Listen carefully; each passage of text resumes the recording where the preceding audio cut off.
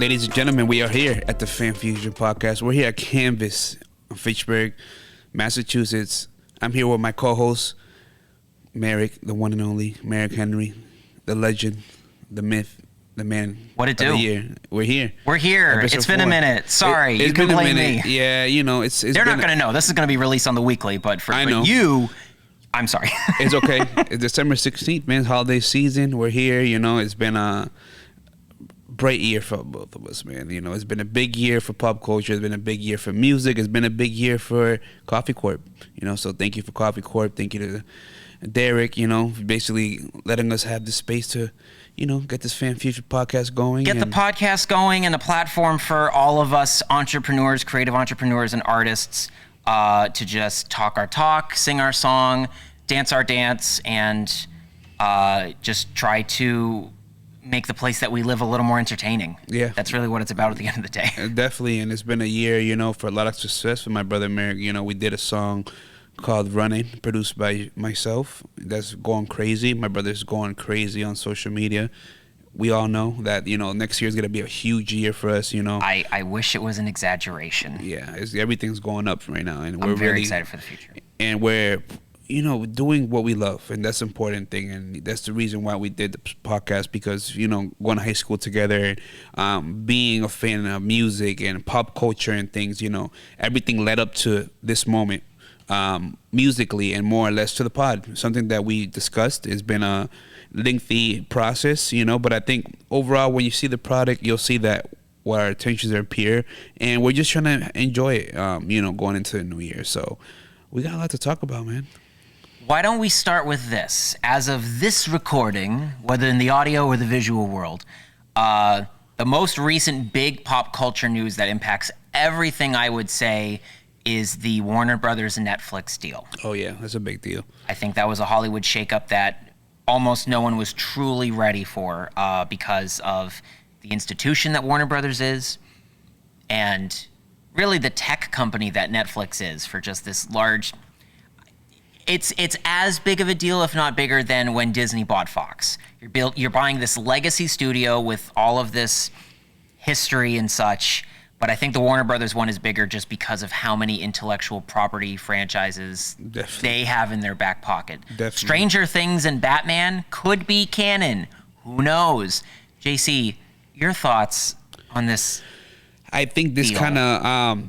I think what it does, it shakes things up in a way where, you know, we have these bigger companies buying bigger companies. Do you like this move? I don't like this move. Why? Because I just feel like, you know, Netflix is great. You know, they have given us a lot of things where, you know, the Stranger Things, they've given us the Ozarks, they've given us big, you know, memorable series and movies. Squid Game, which sort of fell into their lap. Yeah, no, but it is a Netflix thing. It is a Netflix thing, and I just feel like it complicates things, right? Because, you know, we have Warner Brothers that, you know, DC, you know, Harry Potter, all those like IPs of really big franchises, and more or less like things that are just so iconic. I don't know, you know, on that side of things, I know it's going to complicate things, you know. I mean, I don't know if it's fully finalized. It would take about a year to a year and a half to get through things, and there's been a bit of a wrench in those plans as well. Mm-hmm. I don't know if you're familiar with this. And all of this information could change by the time this episode comes out, too. So we could very much be out of date on a lot of this. I recognize that. But that being said, Paramount, they threw... a bigger offer. Really their hat in the ring with an even bigger offer to get Warner Brothers. Right. That would be even crazier for Paramount because they have IPs and intellectual properties and stuff, you know. Right. Netflix has been begging to get something like this for a very long time to compete, to really have merchandising as part of their toolbox to continually fund everything. Right. And apparently Netflix they were really gonna consider buying Disney. Apparently that was on the table, but then they're like, nah, we'll go for Warner Brothers instead. It seems more feasible. So they just had the money ready to go to buy the Magic Kingdom. I'm rambling on this just because I think it's one big, hot mess. I personally am also not a fan of it. And I'm still kind of speechless at the whole thing, to be honest. I'm not really here for it. I wish Warner Brothers hadn't made 40 years of business mistakes along the way. This goes back to like the late 80s and such. This isn't just a Warner Brothers has been bad. This goes back to when Warner Brothers merged with AT&T, when they became Time Warner, and that AOL merger and all of that. They've had a lot of mergers and a lot of things dissolve, and the merger with Discovery and all of those networks, it made sense. I am not a fan of David Zaslav at all. I think there's been a lot of corporate greed in his work. He's been getting paid while the rest of the company has been suffering to a large degree. There certainly have been successes like the rebirth of Superman with that, the Batman film franchise, and a few other things too along the way. Other streaming successes and such like Game of Thrones, House of Dragons. Like there's been other successes within the Warner Brothers catalog, and I don't want to knock it. But I just wrapping on this thought just to say, I don't think Warner Brothers had a choice in this case.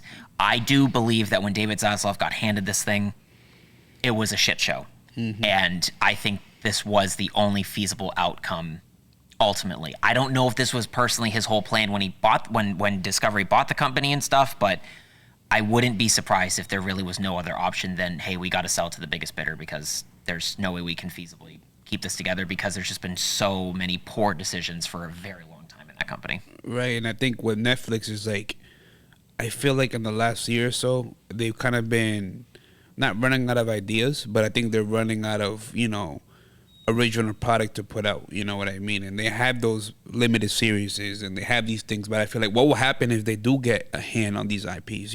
What are they going to do on the creative side? Or what are they going to do on the business side of things? Like what happens now? What happens to DC? They were already spending, Netflix, over $20 billion on content alone. That doesn't count for anything infrastructurally in terms of running the tech, in terms of maintenance on the platform. To my understanding, I could be wrong about that, but that was always the number that stuck out to me, like that large, ridiculous, insane number. And yeah, what happens? Do they have more money to invest in all these crazy things? Does it all look the same? Does Squid Game look the same as Superman in terms of like how it's not necessarily? That's kind of a poor example because that's a completely different country and a different way of writing. But let's say Stranger Things. Does that look so similar to Superman? Because technically, like Warner Brothers is under HBO. HBO is under Warner Brothers, or how does HBO? Yes, its own brand within the house of brands for Warner Brothers. But yes, HBO has always been Warner Brothers. And that, to think like HBO was one of those networks that since like the beginning that has put iconic shows out. Decades. From the beginning, like so those IPs, to think about that. Home box office. That was the start of, hey, you don't have to go to the movie theater to see something premium in quality. You can have it at home. Yeah, HBO. And pay extra for it. Yeah, a couple months after the movie's out, is on HBO first. It was that, and also the series and the programming that they had, which was higher quality. That was the marketing, the higher quality than the rest of cable and basic. Yeah, and we're living in such like a reboot era, not even alone with movies and TV, but even with gaming too. So it's like there's a lot of things they could do right now. Like which Netflix also got too, or at least they're trying to get in the deal. They're getting the streaming, they're getting Max, they're getting the film division, and they're getting the game division. We found out last week as of this recording. Well, now we know Netflix will be a whopping $79.99 after tax, like YouTube TV or like, and they'll tell you it's a bargain. Yeah, and they'll tell you it's a bargain, but it's like, okay, like what happens now, and it's tough, we don't know what could happen, and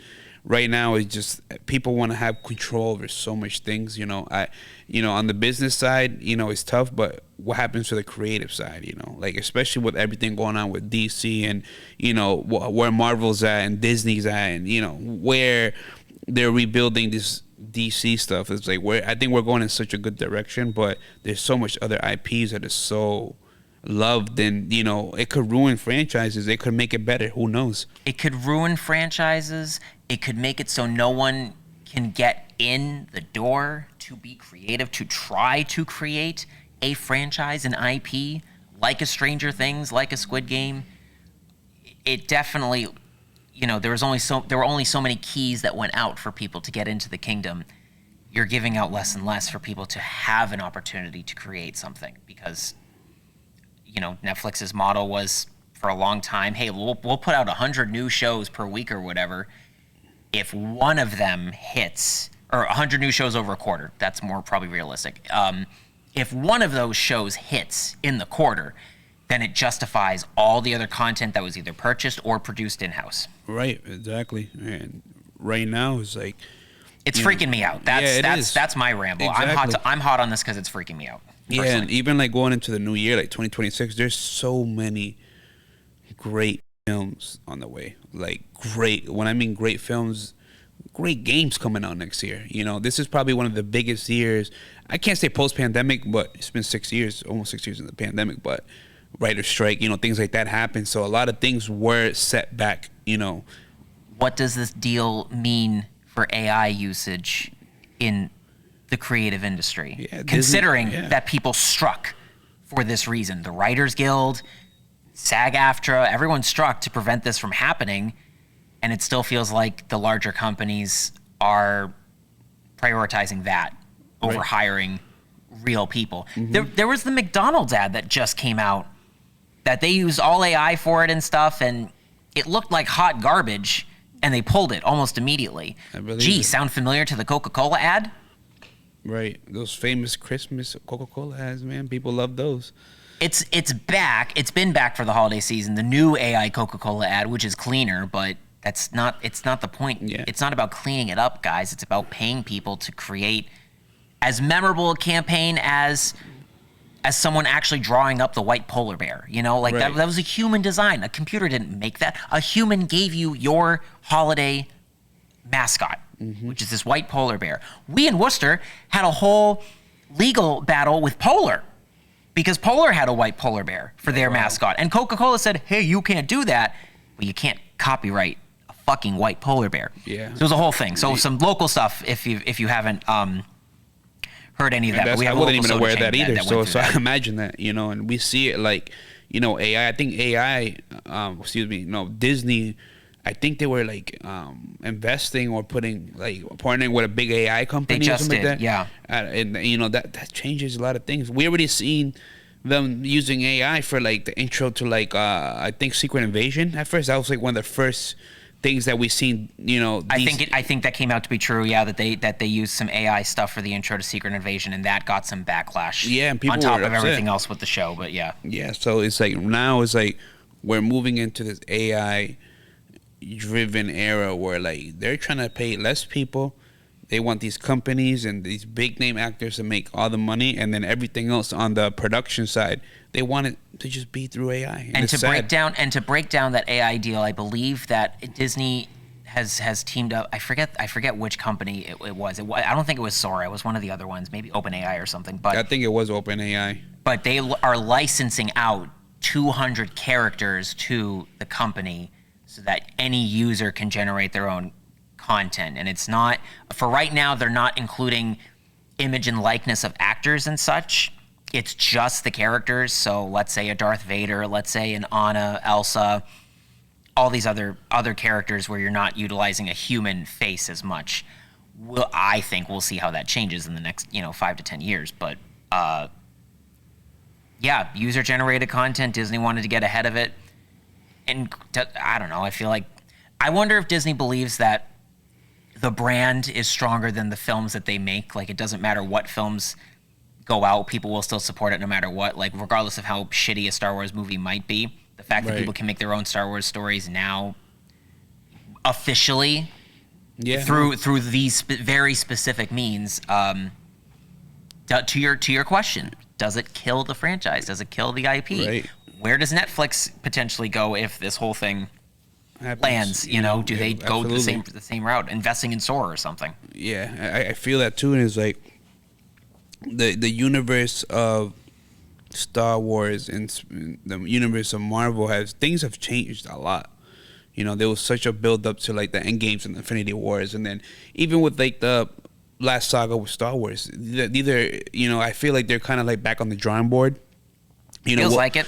And we'll see with Doomsday, because this is such like a talked film. This is the biggest Marvel movie since Infinity War, and the rollout, and now we're living in such an era where like everything is out there. I don't even remember like seeing stuff like for Infinity War or Endgame on social media. We're seeing all these leaks and rumors of who's gonna be in the movie, and even for like Deadpool and Wolverine, there was a lot of rumors that were true, and it makes you feel like there's so much people on the inside like leaking stuff, and it kind of kills the excitement. Because we love the surprises. I don't know about you, but I love surprises. Like no, I do too. And I the reason I'm sighing a little bit is I feel some of these things are getting out on purpose to create the buzz. Yeah. I'm sure some things are an accident, but personally, I had a feeling there were going to be some guest characters in Deadpool and Wolverine. I did not see Channing Tatum coming. That was a surprise for me. And maybe I just missed the rumor on that, but that was the one cameo where I went, holy shit, I did not see that coming. Henry Cavill's Wolverine. That was a crazy one too, yeah. There was rumor. The other rumor like a while ago, and then like, I think like the way like Ryan Reynolds like constructed that film is like it was such a fan servicey film. So I think like even for Doomsday, I think this is gonna be fan service on a whole nother. It's gonna be a whole I think this is gonna be like the. And does AI lend itself to more of these types of films where it is more fan service? It's more, hey, remember this person? Hey, we got their image and likeness or whatever, and we're putting them in this film. They may not have filmed a single scene, but you're seeing them here and now, which is kind of no different than putting in a CGI character with a different voice actor, honestly. But at least you know that a human worked on the CGI character, and related to Deadpool and Wolverine, they had other actors playing a handful of characters in that film. There was a different person playing Juggernaut and a different person playing Psylocke. But yeah, it just so the AI thing is crazy. This is the point I wanted to land on. All of these big companies, they just play on a different playing field. With Netflix, and they had the option to go for Disney, chose not to, went for Warner Brothers. Paramount and the recent family that bought Paramount, Skydance, that whole merger, they're looking to put in more money than Netflix on getting Warner Brothers. So just these large companies, Disney investing in Sora, they're just playing on a different playing field. We, the consumer, ultimately have no true say. Not like this. If you don't want to support these companies, don't pay for the streaming, don't buy these tickets. Okay, but they have so many other forms of revenue and positive profit. Yeah. Not Warner Brothers, that's how they got in this shithole in the first place, but they just play on such a different playing field we can't control. And also, too, for the people that not to get weirdly political, but for the people that we voted in office to institute these rules against monopolies and large overseeing companies, all of those safeguards went out the door too. For sure. So what you're voting for doesn't mean squat either. It's all out of our hands. Yeah. We cannot compete. We can only be force fed what they're giving us. Yeah. And is that going to be the new norm? And that terrifies me. And then it puts people like me out of a job. Yeah. On so many different levels. It puts multiple people behind the scenes out of a job, just more and more and more. Yeah. And it sucks, man. They want to have the rights to everything. They want to own every IP, and this is what happens with like even like fashion brands and things like that. There's like a big company and there's an umbrella, and then there's a bunch of umbrellas of like different brands. And same thing with like when they did the WWE and TKO merger and merged UFC and WWE. Yep. A lot of people were not happy about like them merging with them, and also tickets went up. Now they merged with ESPN and did a partnership with them. Now they're PLEs. Premium live events, and now they're on their ESPN. Now a lot of the consumers are not happy. I'm not paying for ESPN Plus because I just feel like it's not fair for the consumer. When we were on Peacock, it was cool because all the PLEs were on there, and you're paying for that, and you could watch all your pay-per-views and stuff like that, and like it was good. But now it's like $800 to be a fan of WWE to watch every PLE a year. Great for the company, terrible for the consumer. And that's the problem. I've had this conversation with multiple people. Got 3 people like that we love and passionate. But so what happens now? You're better off watching a quick catch-up clip on YouTube on their official channel. Yeah, exactly. Because at the end of the day, it's like it's expensive, and this is just corporate greed, man. And it ruins things. And it ruins it for the consumer, but also for the people that really go to school and want to work for these companies and have these ideas and want to sit there and be a part of this thing. So, this is a lot of questions that we have to see going into a new year, especially with like the Spider-Man coming out, and Sony being still part of that, and I feel like they haven't failed us yet with the Spidey IP. I mean, they've been doing this really good. As far as like Doomsday goes, we'll just have to see what they're gonna do. So why don't we segue into that? With Doomsday specifically. As of this recording, we have been getting the leaks on the first trailer, first of 4 supposedly trailers for Doomsday, where they're going to highlight maybe a new team or character in the first 3 weeks and maybe the first official trailer at the end. They're supposed to be putting these trailers at the beginning of Avatar 3, Avatar Fire and Ash. Ultimately, I guess we'll see if that's the case. It's premiering tonight, I think. So we'll see if anybody actually sees anything from Doomsday. But did you read any of the leaks on the first trailer? I think I seen a little blurry clip on Twitter. I mean X. I think it was something with I'm not gonna lie. I didn't watch the full thing. I'm not touching it, but we can talk on. I think what I'm seeing is I read that the first trailer is supposed to be of Steve Rogers, Captain America. I think a lot of it's gonna have to tie with. This is not my theory, but what I have read is that it has to do with when Steve Rogers came back as an old man. I think they maybe swapped, and maybe he's in another universe he's not supposed to be in, and this Cap that came to Earth was another Cap. That could change things. So I think a lot of it has to tie with like the minute Tony Stark did the snap, and I think there's a lot of things that happen that. In between, like with Loki and all these things that happen right after Endgame, that's just making this multiverse of madness crazy. Do you feel like now more than ever with the MCU, do you think we're really copping out on, hey, we're going to stick with the 6 original Avengers here? All the other characters that we've invested in, we've wanted you to invest in for the last 4 or 5 years across film and television, we're basically going to scrap all of them to bring back the actors, specifically, of at least Robert Downey Jr. and Chris Evans. Do you feel like we're kind of copping out here and not moving forward with the universe, that we are basically taking it, if the rumors are true on this film, we're jumping in at the very end of Endgame and going into this movie, and we're sort of not caring about anything else that happens? Do you feel like we're copping out here? Yeah, I think we are copping out. I think, I'm hoping that they do have like an initial plan to like, I feel like they're trying to give us such a good, like a fan service and trying to like continue to feed us with these actors that we've been seeing for a decade plus. But I think after this movie's done, I think there's going to be a hard reset on like what they're going through for Secret Wars or whatever the intentions are. I mean, there's really no timeline for anything else after Spider-Man and Doomsday, and I feel like there was a lot of Secret Wars, but that's kind of it. But Secret Wars, what's gonna happen now? Like even with like Wonder Man, like that hasn't even been pushed out. There hasn't even been marketing. I think it's supposed to release this year, right? Next month. Next month. End of next month. So yeah. Like maybe. But I will say with Wonder Man, I believe almost all of their shows moving forward are not tying in to film stories in much of any way. There is the Trevor Slattery angle with that, but it's not tying into the larger narrative. It's just very much its own side thing that looks so entertaining, and I'm so excited for it, with the lone exception of Vision Quest. And even then, that's not tying into the films. That's just the films affecting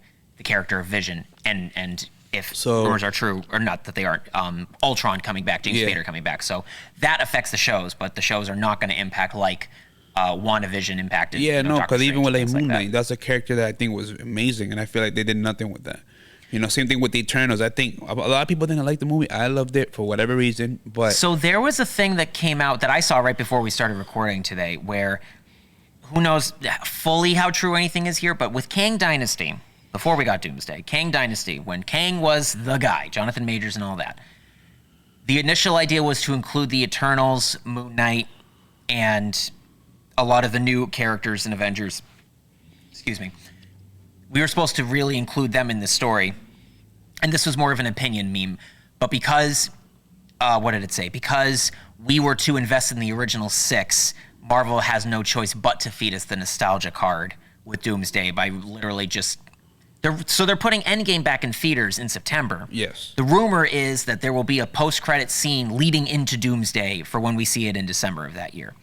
So if that's the case, to me, it does maybe feel like we are going to essentially nix the importance of the last 4 to 5 years. Phases 4, 5, borderline 6, I guess, with Fantastic Four. And we're just going to force feed you the same 6 characters because, and the opinion stated in the meme, you guys couldn't let go of 6 characters. I kind of have been saying that sort of thing behind the mic for a few years. I can't help but agree with that. And that's tough, and it's just like, I feel like with the Russo brothers on board, I don't think they'll be able to, I think they'll execute in a way. We'll just have to wait and see what really this movie's about, bro. Like, the trailer, the trailer is everything. The trailers is really what kind of gives us that insight of like, okay, who's in the movie? We know there's like a big cast of people, you know what I mean? And what's going to happen. Very public about that big cast. Yeah, no. So I think now it's just a matter of like, okay, let's see what this is about. I kind of wish we weren't talking about it, to be honest. Yeah. I kind of wish that it was a bit more secretive, bro. I feel like Infinity War was like that. Infinity War era was like. Infinity War was pretty strong in terms of its talk about marketing, but I really enjoyed with Endgame, where it was really just theories and stuff. There weren't really that many leaks for the film. There was a lot of hush hush. We got the one trailer, and that was it. And that only wound up proving to show like within the first 15 minutes of that film. It was just a brilliant marketing strategy because they had the Infinity War to back themselves up. Right. So that affected the Endgame marketing a lot. Yeah, the sequel of a villain winning. You know what I mean? Something that you normally don't see. It just feels like they're pushing so much out there to remind you that this movie is happening because Marvel Studios, or rather Disney Marvel Studios, isn't putting anything out from when Fantastic Four came out in July to when Doomsday drops in December of next year. Mm-hmm. The only saving grace is Spider-Man Brand New Day in the middle. And we've talked about how I think it's lucky that they have it in there. Spider-Man, from what I'm seeing or hearing, reading, I should say, is Spider-Man supposed to take place after Doomsday? My guess is before. I don't think after.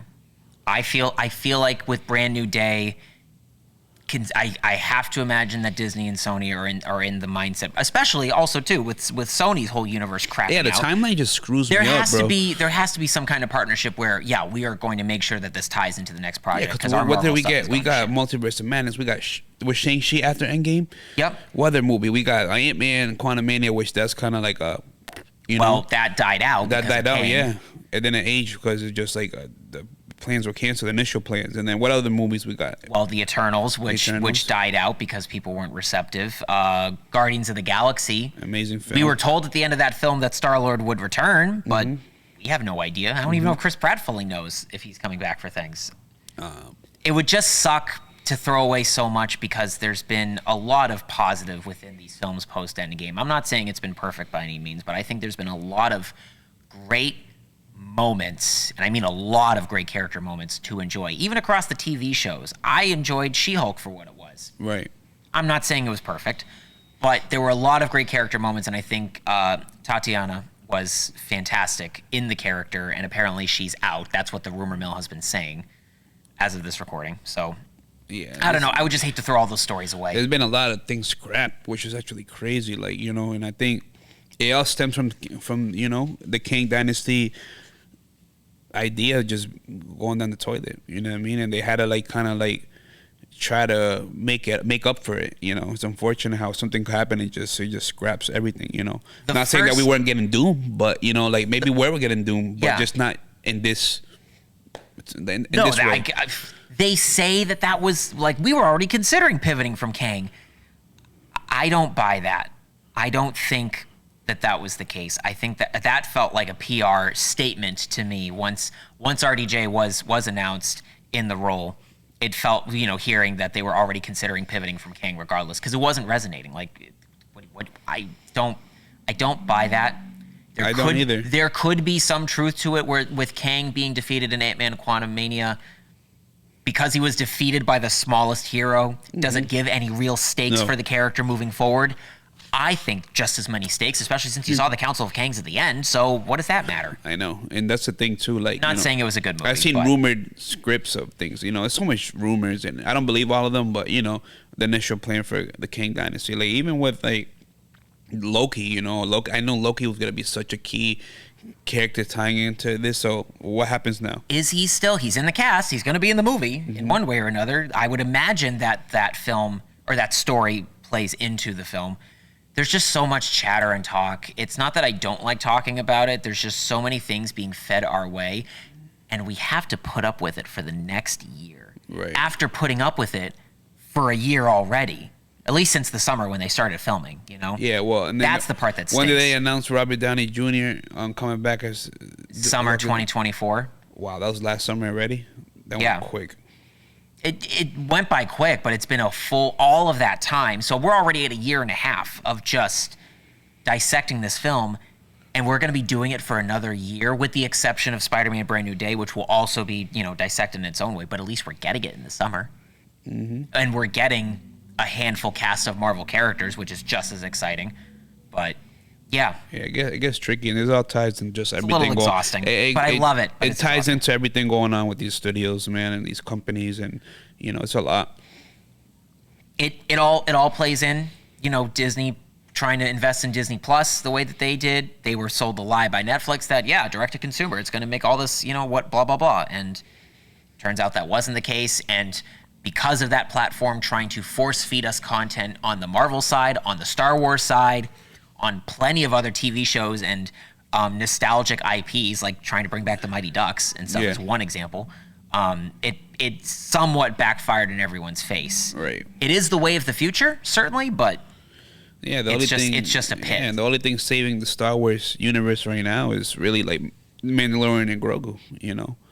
That's the only thing that people. We're gonna get summer blockbuster with Mandalorian and Grogu. You know what I mean? Which Star Wars deserves to be in a movie theater. It is a franchise that when you were in the theater and you were seeing a Star Wars film, in the same way that I do with Marvel, but Star Wars just goes back to the 70s. Like there's just more of a film institution with that franchise.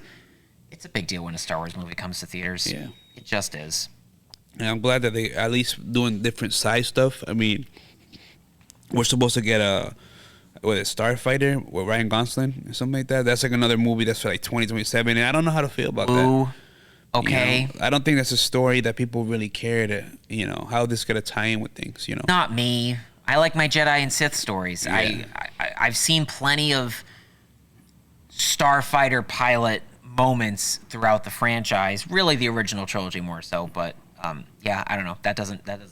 No, it doesn't. It doesn't. Like even Ahsoka's success was great. I think that first, that season was great. Even Obi-Wan, I think those are both really good, like good taste, like Star Wars stories. And I think they executed them very well on a cinematic side, but also on a story side. I think that's why they haven't really pushed the gun to like force like a new trilogy. I think they still kind of unsure about where they want to go, but I feel like there's also like even with what's that show that came out a couple years, The Acolyte? Acolyte, yeah. Acolyte had room to be something, ancient Jedi stuff, and I thought like, dude, that scene when the kyber crystal turned from blue to red was one of the best things I've ever seen on like a Star Wars. American entertainment fans, I think, are genuinely afraid of change. Going back to the Avengers conversation we're going back to the original 6, the Star Wars conversation of, we can't really get away from Luke, Han, and Leia,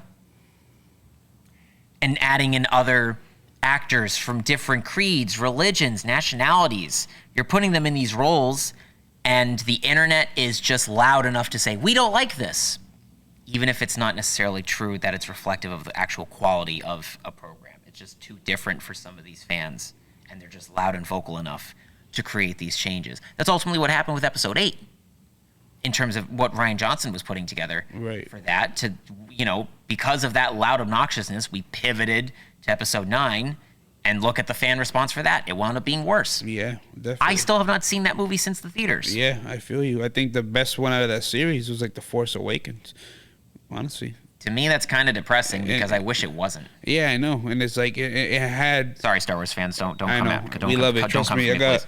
pat of me on my shirt today, so... Yeah, that shirt is wild. Yeah, it is a good shirt, man. For our audio Amidala. audience, JC the God has literally just a face on his shirt of Queen Amidala from episode 1 of Star Wars. I think... Hardly anything else. There's a gem in the middle of her forehead, and then just her big face on a bright red shirt. Yep. Homegirl from Naboo, man. You know what I mean? Like, I just feel like, honestly, like, I think... Shout out to homegirl from Naboo. I think, like, honestly, bro, like, I think Revenge of the Sith is my favorite, but I think Phantom Menace got my favorite. You know, that was, like, really, like, I watched the OGs and stuff like that, but I think that was, like, the one movie that really... There's a lot of beautiful nostalgia for us millennials with the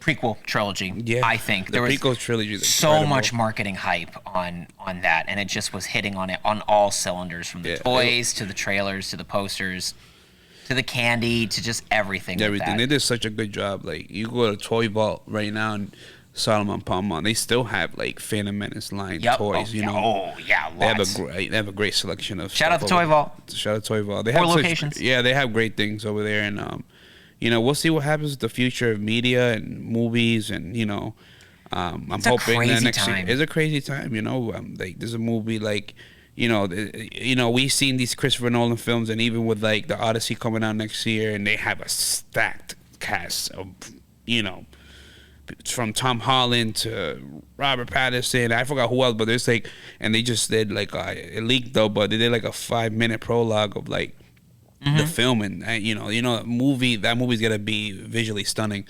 You know, we have this movie coming out that they've been doing some marketing about, like Steven Spielberg film, a UFO film. I just saw that today, actually. Yeah. And there's a lot of, next year's gonna be a really big year for movies. You know, from Star Wars to Marvel to, you know, big name directors. And I think right now we're slowly getting back to like, we want to give you these epic films and put them on the big screen, because the movies are dying out, man. People don't want to go to the movies no more.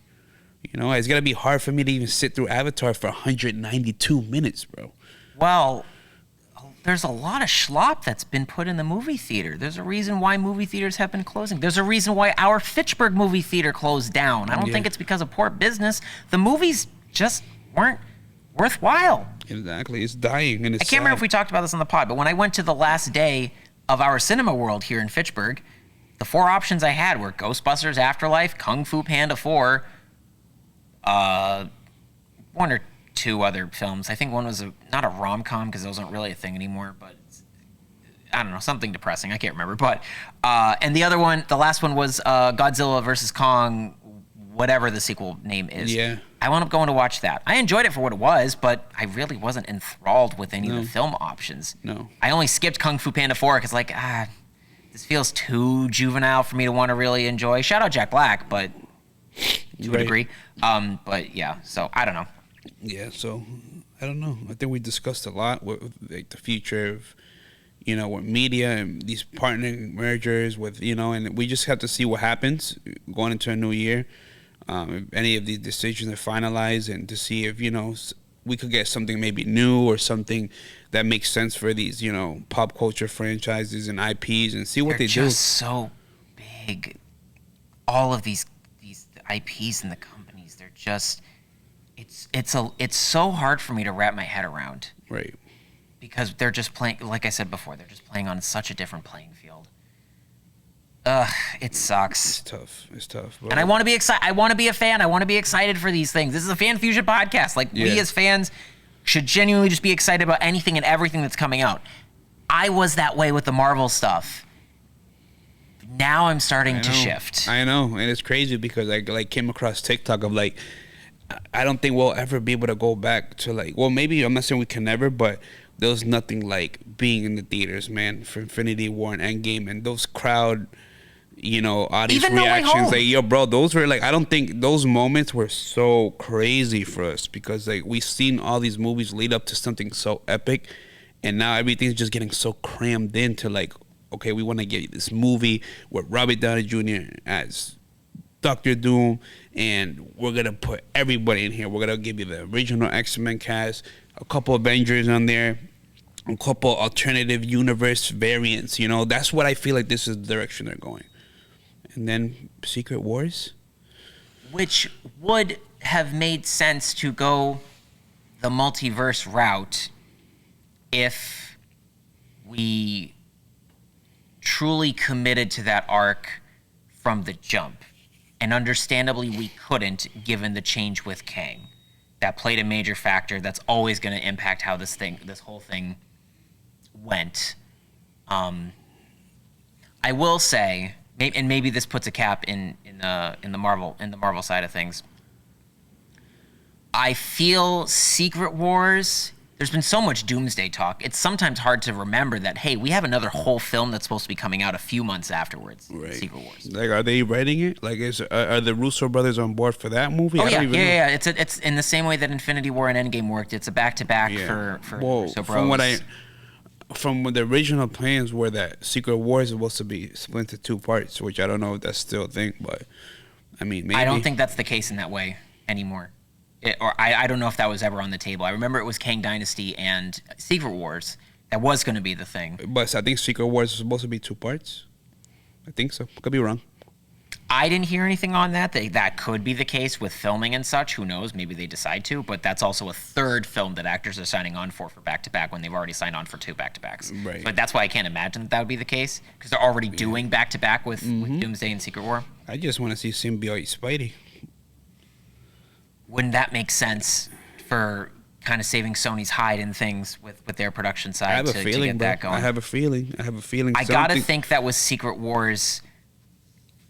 Yep, that's the first appearance as Symbiote Spidey. I got to think that has to be in the same way that Endgame was, like, we landed and this all made sense. It all worked well. It was all made worthwhile, and Endgame did a really good job of making other films important.